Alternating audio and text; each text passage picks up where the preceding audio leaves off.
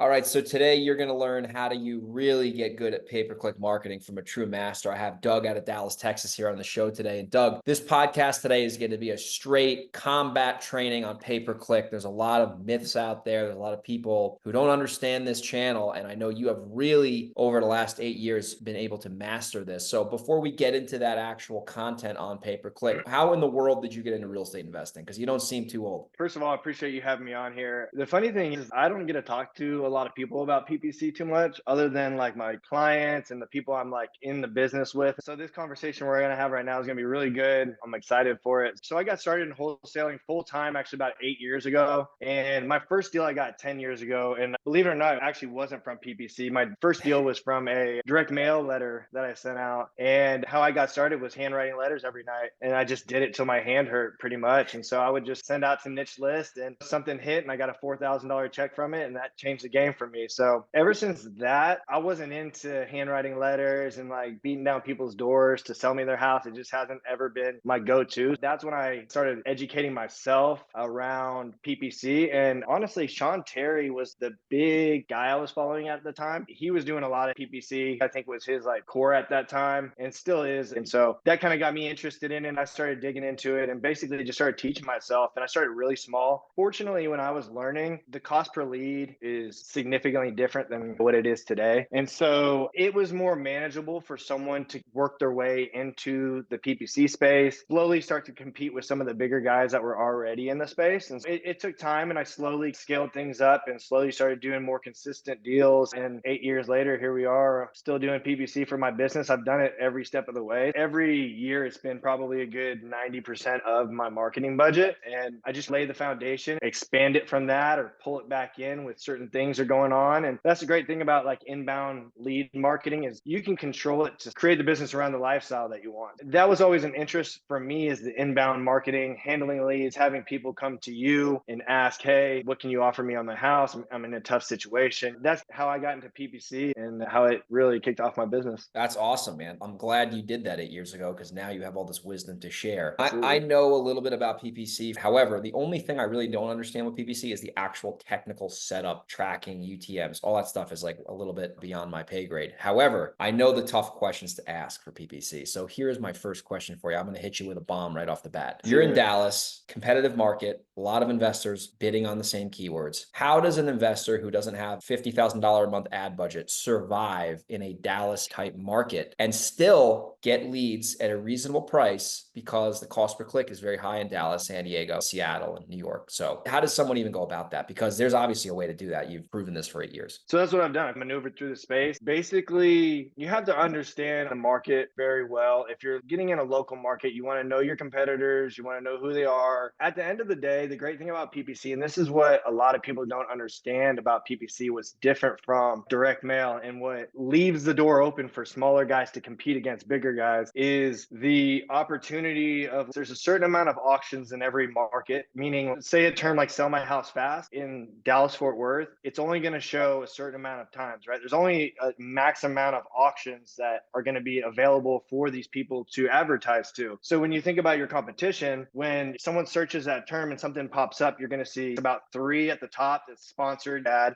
Those would be from PPC. The way that Google's algorithm kind of implements everything is that it's not always the guy spending the most money that's going to be at the top. So if you can approach things and structure it efficiently to where you're spending the money in the right places, you can often be popped up there just with the guys that are spending $50,000 a month. And here's another thing to understand is that during the day, sometimes your budget can get overspent. So when you are scaling and you're spending 20, 30, 40 grand a month, even spending that much a month, if they're spending like $1,000 a day, so that'd be $30,000 a month, they could easily blow that in the first half of the day, which leaves opportunity for the small guys to come in the second half of the day and have the opening. So a tip that I also give out there to people is you can literally set your structure up to something called ad scheduling. And I don't do this because I've been doing it long enough to where I can just compete with some of the more expensive costs. But if you're really trying to make your campaign run efficiently, you can schedule your ads to only run the second half of the day, meaning that hopefully hopefully a lot of your competition's budget's already expired, spent. So they only have this much left to spend the rest of the day. That gives you opportunity to jump in there and capitalize on some of that. That makes a lot of And sense. so that's one caveat that like a lot of people don't really think about when it comes to that. Another thing is when there's three people at the top of the list, some people just go for one and they might just fill out one form, but oftentimes a lot of people are going to fill out up to 3 or 4 forms. They want multiple offers coming in. So when that happens, you have to understand another thing is, okay, so let's say the top guys are at the 1, 2, it leaves space for a 3 and 4. You know what I mean? Yeah.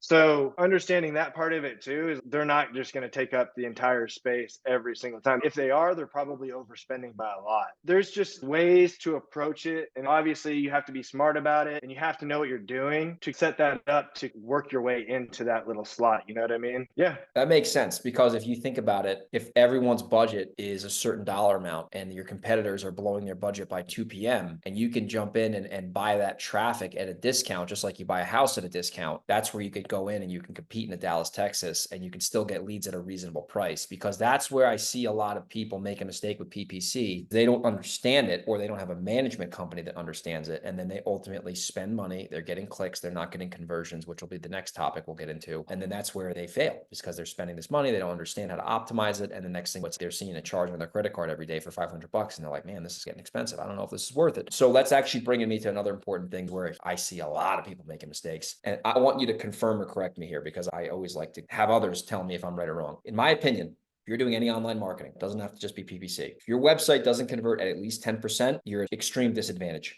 especially with PPC, because you're paying per click. What do you think about that with the conversion rate on the website, not the sales? Absolutely. You have to have a highly converting page. Like you said, if it's converting under 10%, it's going to be tough because you're going to be spending a lot and your lead conversion cost is going to be high and you're going to be unhappy with it. So you probably won't continue it. But yeah, that's part of the process, is having a highly effective and efficient page when it comes to conversion. And so that's another thing that I do for my clients. And I recently just put out a video saying, so the past like 5 to 6 years, I've used Carrot, and I've been through a transition of like several different websites over the last 8 years. I started off with a WordPress website and there's nothing wrong with it. They work fine. You have to have a fast load speed. And obviously you have to have it set up into a certain way where it flows and converts. You don't want your pages too long. So that's another mistake I see with a lot of people. They'll implement like a brand new page. They're excited about it. They're like, there's no way that this isn't going to convert. Because I've been there. I've gone through it. I spent like $15,000 on an SEO course and it made my page all pretty, credible, all this stuff. And then I was so excited to go launch it into my PPC campaign and my conversion rates fell. And I was like, what the hell is going on here? I know how that So feels. yeah, it comes down to a certain structure and way to set up the pages too. I keep them short and to the point. I also add in a little bit of branding and then some credibility and some reviews. Sure, that helped. Are you still using Carrot, or are you using a different page now? I am right Okay. now. Are you So building out a specific page on Carrot? You're not sending them to a homepage, or what is your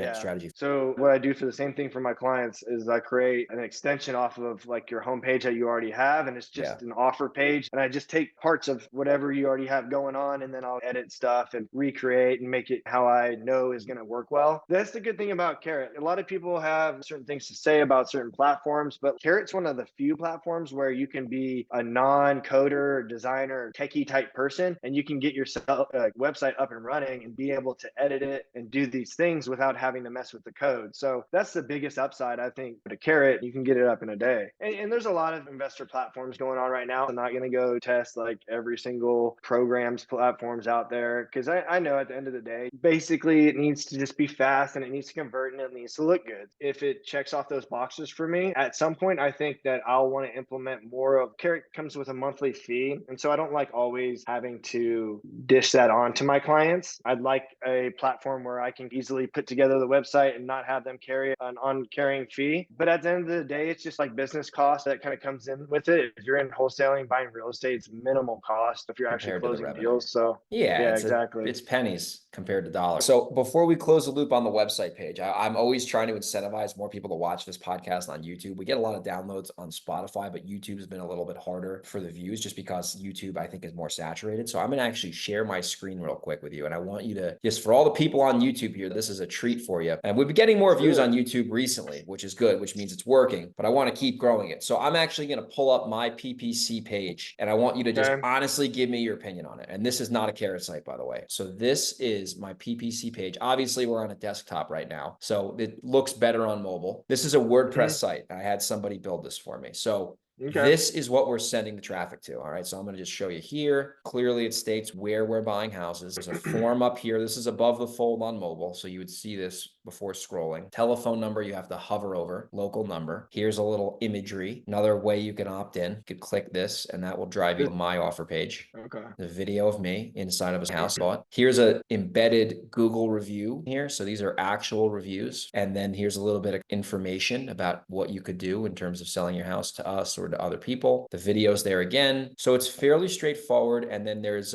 basically 4 pages. There's about our team, there's me, my partner, and then there's core values. This is hodgepodge. A lot of sellers don't really give a shit, quite frankly. This is our best review we've ever gotten from a seller. This is actually from PPC, ironically, and then a contact page. So obviously this ain't a Rolls Royce. However, I think this site, and based on my conversion rate about 9.8%, it gets the job done. What do you think about this site in your honest opinion? You could roast me right now. I promise I won't be offended. I'm from New York. No, honestly, it looks good. It's straight and to the point. It doesn't need to be a Rolls Royce. That's the thing about PPC. The only things I would change if you want me to critique it. So I'm bigger into opt-ins than I am call to action buttons. And so for me, like the opt-in up the top, I like it. That's how I would do it too. I've limited mine to asking for property address and phone number only up front, because for me, it feels like the less I ask, but the more required information I get, that's all I need. Like I don't need the email address. So if I get the phone number and the address, I'm good with it. Then I send them to a step 2 form anyways, where probably about 75 to 85% of the time, they'll end up filling out the step 2 form. If it's a legit from a PPC, a Google Ads search campaign, I would probably like having a call to action in the middle of the page. That's not bad.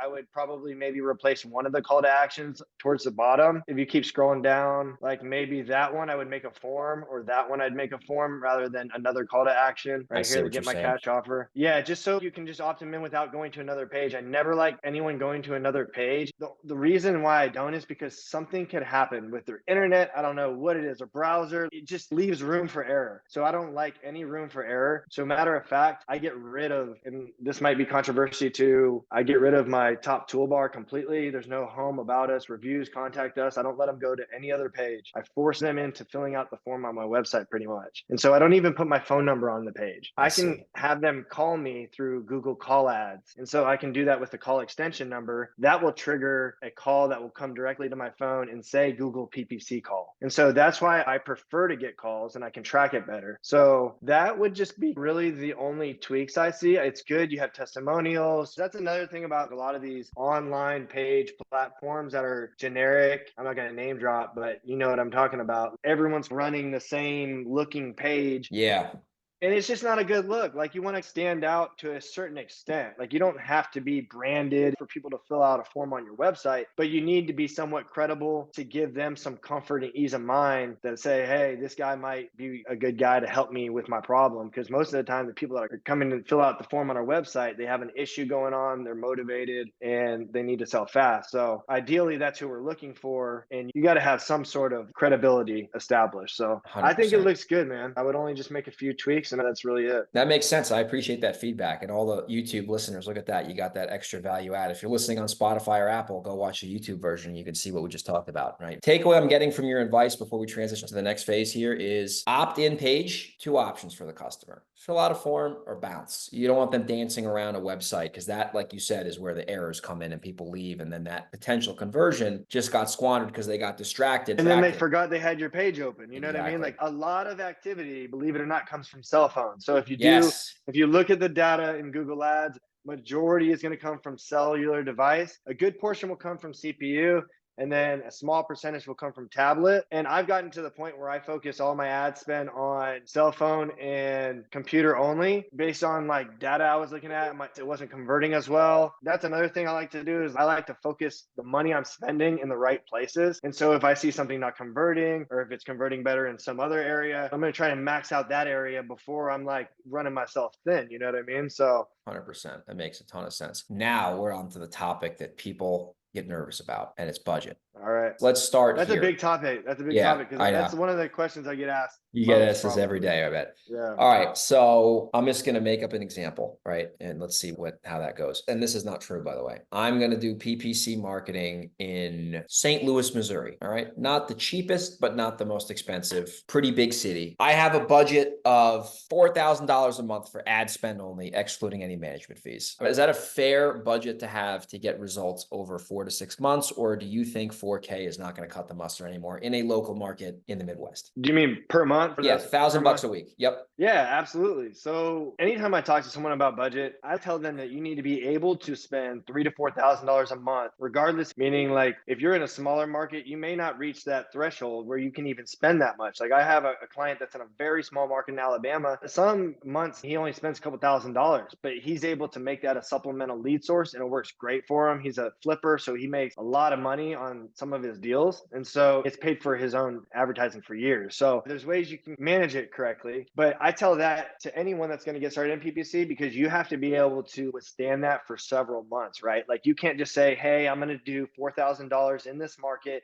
and see what comes from that. You have to be able to say, like, you need 15, 20K over a Yeah. 6-month period. And you say, I'm allocating this much money over 6 months and I'm going to break it up into $4,000 a month. And that's how you really make it work. Like you can't just put a pile of money into it and just give it 1 month because it's not sustainable, especially for people just getting started with it. That's why I always tell people, regardless if you need to, if I see in a market that it might only be like a $1,500 ad spend a month, I might tell them they still need $3,000 a month. You know what I mean? Yeah. Because I want to set my clients and people I work with PPC up for success. And so that's why I like preach, create the foundation with PPC and then you branch it off and scale it from there. Exactly. And on top of that, Google has a learning phase too. So like in the beginning, learning the algorithm. So that's a good point. So a lot of people and even like new clients and stuff, they'll ask me, why is it starting slow and things like that. Yeah. And honestly, before I was doing it, strategies have changed. So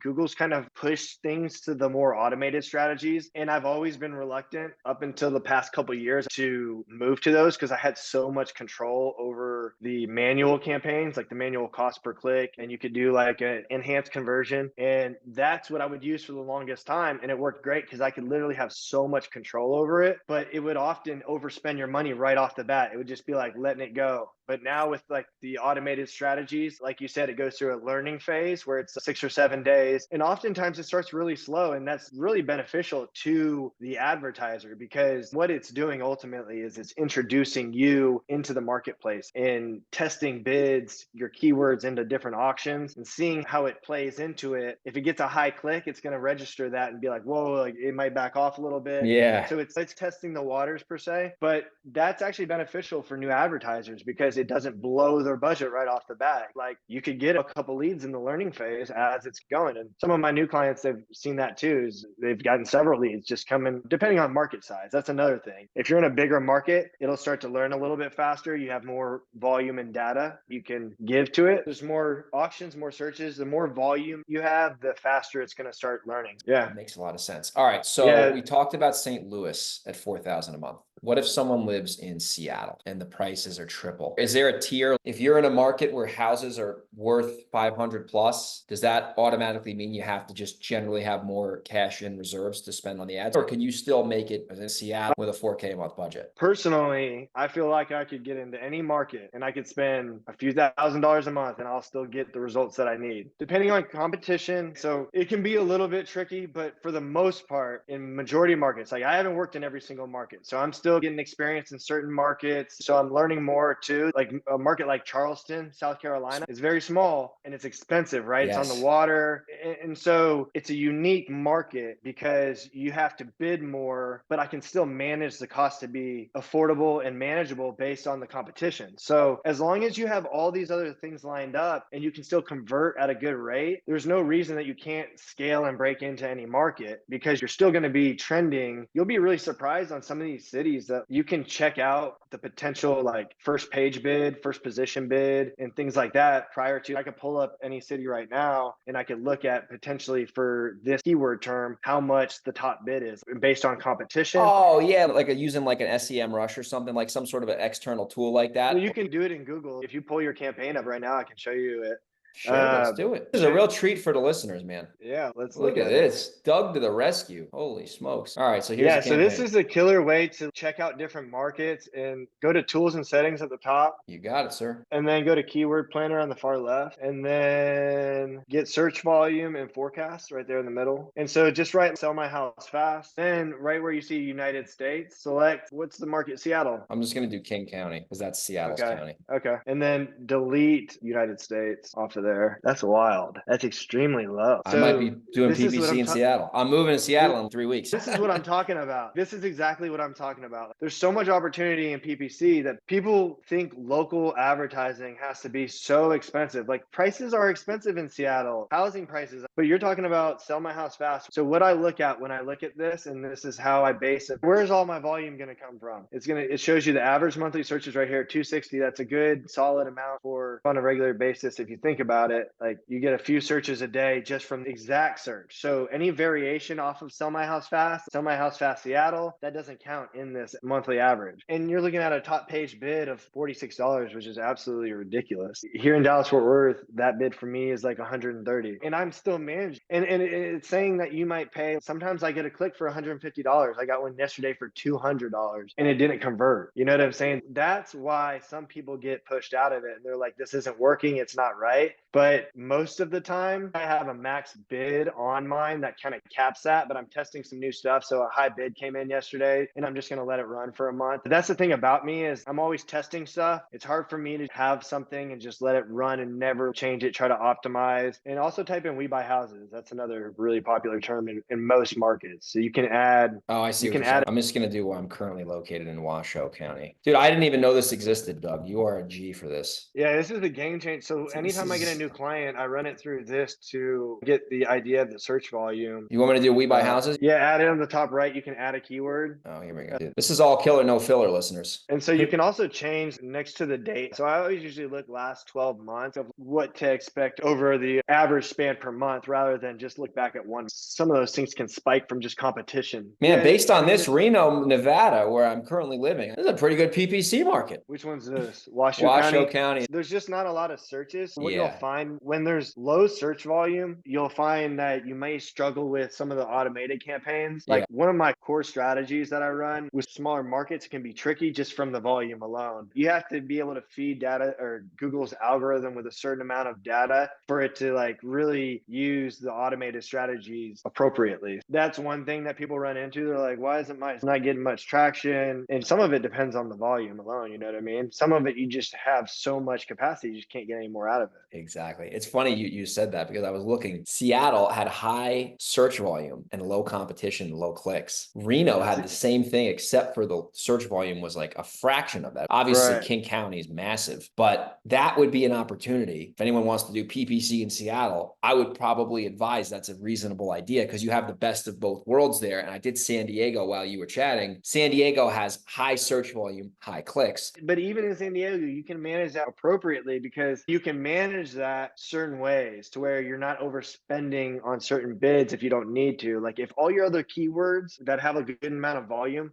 fall under 150 and you have one keyword that's like over 200 and you don't want to risk spending $200 a click, then either don't run that keyword or you can put like max bids. So you have to really get into the weeds a little bit to maintain some of that control. Because in some of these Dallas, Fort Worth, San Diego, if you just leave it wide open, it can run. And like I said, I got a click yesterday for, I think it was like $232 and it didn't convert, but it's starting a new campaign. So I just let it run, right? That's the great thing about PPC is it's hard for people to get into. So if you can get into it, you're going to have an edge on the market. You know what I mean? If you can figure out a way to find your momentum into the space, you don't have to worry about it getting flooded because it's not easy, regardless of what some people say. It's easy to do if we show you how to do it. If someone shows you what to do and tells you the keywords to run and how to set it up, why would it not be easy? And that kind of leads me into, I think you wanted to touch on the nationwide versus local, right? Because that's a big topic recently is the whole nationwide versus local when it comes to PPC. What's your opinion on that, honestly? It makes sense from a high level perspective. Google has way more of a leash to run around, but you're going to be getting leads and no idea where the hell it is. So obviously positives and negatives to both strategies. If you go nationwide, you have a whole handful of things that you don't deal with local. With nationwide, dispositions is a lot harder. You're going to do a lot more work for one deal per se. And regardless of what everyone's saying right now is that they're getting signed 1 in 10 or 1 in 15 contracts, what they're leaving out, and it's really important because it's setting expectations wrong, is how many contracts are they having to cancel? And that's what really is a big thing because I've been part of acquisition processes and I've seen teams that do nationwide. I can't tell you how many contracts were canceled. It was unbelievable. It's so easy to lock up the deals nationwide because you have maybe one other person that you're up against, especially when you're in these markets that are not very competitive. You got to innovate these things. You got to put them on the MLS. You basically do. At the end of the day, you have to really utilize the local buyers rather than just investor buyers in the area, I think. And that's probably a game changer for a lot of people to do nationwide is if you're able to do that, that's where you're going to close more of the deals. That's where you're going to have a lot of contracts where you're not canceling and things like that. You still will because there just may not be buyers in certain markets, but like the market dictates the value of anything. And if you actually break down what your cost per lead was for getting the deal, it'd probably be a little bit lower than locally. Exactly. But I haven't canceled a contract in 7 years. You know what I mean? Every deal I sign, I'm closing on. If I get a contract signed, the disposition is no brainer. It's a text message. Literally, like this last deal I had, it was absolutely insane how swarmed got. I put the post on Facebook and my inbox just blew up. It was in a great location. It was in Euless, Texas, right by the airport. And so like lots of people wanted to use it as an Airbnb. I ended up selling it for $15,000 over asking sight unseen. So that just shows the difference. Like you're not going to get that doing nationwide. And I'm okay with spending a little bit more per lead. Like at the end of the day, I know I'm spending less than majority of the competition in my market. And so I can keep that. I'm averaging in Dallas, Fort Worth, I'm getting leads anywhere from $200 to $300 on average. So That's most of my amazing. competition is probably 400 and up. Like some of the big dogs are probably spending $400 or $500 per lead. So yeah, that's how I've been able to maintain like maneuvering through this. And to be honest, my ads show more than anyone else here in Dallas, Fort Worth. So I'm able to strategically put myself at the top to where when I feel like someone's starting to show their ads more than me, I'll just turn up my budget. So ultimately, I feel like here in Dallas, Fort Worth, I may not be spending the most, but I can almost guarantee that I probably have the most efficient PPC running. Exactly. And that's a tough market to do it in. So if you could do it there, you can basically do it anywhere, which is awesome. And that's why I was trying to say to you, I feel like I could break into any market if I wanted to. Dude, if you could do it in Dallas, do it anywhere. It's not the most expensive market, but it's one of the most competitive. But anyway, as we start to wrap the show up here, you have two things that you offer. I know you have a management department where you'll manage ads on people's behalf. Generally, that's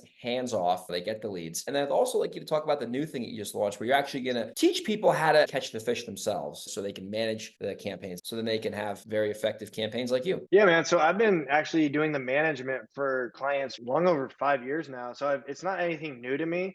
But really, I put it on the side as a back burner. When I run into someone that's looking for help, I offer it. And that's how I've ran things. So now I'm pushing my PPC out a little bit more. And I'm doing this because of kind of the stigma and all this stuff we've seen in the whole PPC space. Agencies are overpromising, under-delivering, and overcharging for their monthly retainers, their startup fees, and all this stuff. And if you see me on Instagram, I'm a big proponent of taking that other angle because I believe it doesn't need to be that expensive. I've done this for my own business, and it needs to be more manageable, and it can be without having to charge $2,000 a month. So for me, I've always gotten passionate out of helping other investors, the people's person for PPC. I'm in the business, I'm doing it myself. I understand the ups and downs with the business. So that's why I try to keep the management manageable for other investors. I've been doing that for a long time now, and I have a handful of people that have worked with me for multiple years still to this day. That's always something that I'm offering just because it works better for other people. It's hands off, and then I take care of everything from start to finish. And then, of course, like you mentioned, so I got this new program that I'm launching. It's in like announcement phase right now, and I'm just gaining interest. I have a handful of people that are interested so far, which is cool. Basically, it's going to be like a hybrid coaching PPC program with other stuff involved. It's not just going to be focused around getting your PPC started. It's also going to have how to implement it into your business and really create like the foundation for your business, how to handle like inbound motivated seller leads, talking to them better, setting up inbound processes for when you do get those leads and know how to efficiently manage those correctly. Because with PPC, if you don't jump on them quick, they're gone sometimes. Just the whole process, like how to implement it into your business. And one thing I've learned now is novation. So anyone that's part of the program is going to learn anything that I learned along my journey too. So it's like a way for people to kind of create more of a foundation and really scale their business out from PPC. And this is going to be a hands-on learning. So they'll be able to learn how to actually create their own campaign. And I'll be point of contact, like pretty much a consultant for 12 months and be a reference for any questions they have. So I'm excited for it because it's like something that I've been thinking about, and now I'm just ready to dive into it. I'm just happy to be able to help people I in love this that. way and kind of take that angle. So No, that's awesome, man. Especially too that you got two really good things going for it. Well, you got three good things. You got the fact that you've been doing this for a long time, the fact that you still do this and you're still wholesaling houses, and the fact that you're doing this in Dallas, which is a great way to say you might be in a competitive market, so am I. So I know exactly how to help you. So you have the track record that proves that you actually know how to do this in a very tough market. So if people wanted to reach out to you about any of your programs, what is the best way for them to get in touch with you on social media? hit me up at Easy Lead. So that's my Instagram page. I do all my PPC on. I'm putting out videos and constant content. You can DM me on there. So it's EAZYLEAD, all one word. Easy Lead. You can DM me on there if you're interested. Have any questions? I'm happy to help. Happy to get on a call and just talk about what you got going on and see if PPC is right for you. All right, bonus content. What is the juiciest deal you've ever done for PPC? The most I've made in a month from PPC is 98,000. It's been great for me. I don't know if in my business where I would be if I didn't have my PPC. Of course, I would probably find another way of marketing strategy to make work. But at the end of the day, PPC has been like my backbone that I've been able to depend on. That's amazing, dude. That's so incredible. And that's the power of learning skills. I always tell people, if you want to make more money, you got to increase your skill set. If you can learn digital marketing, especially PPC, I call it a meal ticket for life. You'll never be hungry. Dude, that's so true. That's so true. I just feel grateful that I had learned that skill Yeah. because really I could do it in any business if I wanted to. Sky's the limit. So Sky's yeah, the man, limit. you're 100%. Awesome. Doug, thanks so much. This was the best PPC interview I've ever done in terms of getting into Hell the yeah. weeds. So I appreciate Awesome. you, my friend. Check him out on Instagram. And Doug, I hope you have a great rest of your afternoon. And I'm sure we'll talk soon, my friend. Thanks, man. I appreciate you.